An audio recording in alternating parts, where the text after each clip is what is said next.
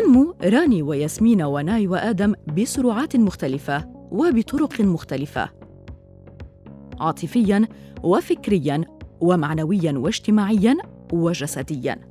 هذا التنوع يؤدي إلى اختلاف فيما بينهم، وتنوع في قدراتهم وطباعهم وخبراتهم ومعارفهم وطرق تعلمهم والتعامل معهم.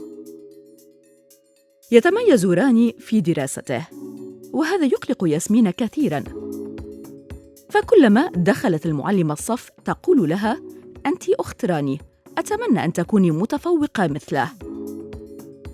نور صديقة ياسمين المفضلة أيضاً متفوقة، وهذا يضع ياسمين تحت ضغط مضاعف.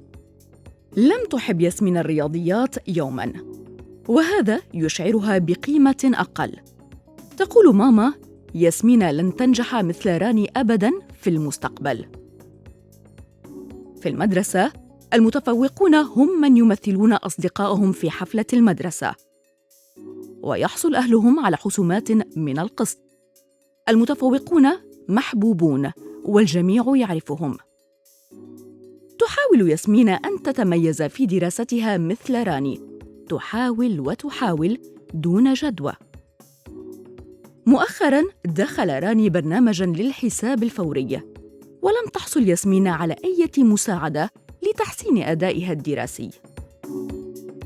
بدأت ياسمين تشعر بالتمييز. التمييز يقوم على الاعتقاد أن أحداً هو أكثر قيمة من الآخر، وعلى التحيز وتقديم فرص لبعض الأطفال على حساب الأطفال الآخرين، وهو حرمان هؤلاء الأطفال بكثير من الأحيان. والتمييز يعني انتهاكاً لمبدأ المساواة، وقد يؤدي إلى أشكال من الظلم وبالتالي إلى الاستبعاد.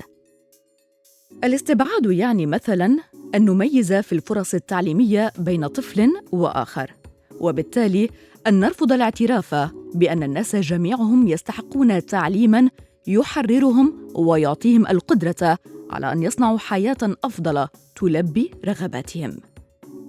لاحظ بابا أن هناك مشكلة تتفاقم بين راني وياسمين.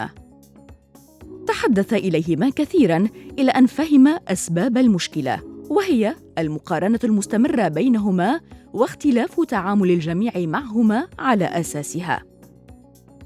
في المدرسة تحدث بابا إلى المدير وقال: راني طفل متفوق دراسياً، ومن المهم أن يحظى بالفرص الضرورية لتعلمه وتطوره، لكن ذلك لا يقتصر على الأطفال المتفوقين، فجميع الأطفال لديهم قدرات على النمو والتطور، لكن بنسب مختلفة، وعلينا دعمهم لاستثمار قدراتهم على المشاركة التامة والمساهمة الفاعلة في كل النشاطات رغم الاختلافات الموجودة فيما بينهم.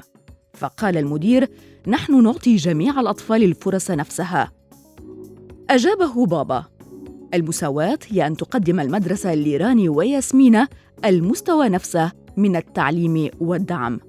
الإنصاف هو أن ترى المدرسة احتياجات كل من راني وياسمين وتقدم الفرص العادلة والحقيقية والمنصفة لكل منهما، والدعم والفرص التي يحتاجانها حسب قدراتهما وحاجاتهما المختلفة. أما العدالة فهي أن يعالج الأهل والمجتمع المحيط بما فيه المدرسة والمعلمين الأسباب التي أدت إلى هذا التمييز لتمنع حصوله من جديد، مثل تغيير النظام الدراسي الذي لا يأخذ بعين الاعتبار الاختلاف بين الأطفال، وتغيير النظرة إلى الفتاة على أنها أقل شأناً من الصبي. العدالة تجمع بين المساواة والإنصاف في جميع مجالات الحياة.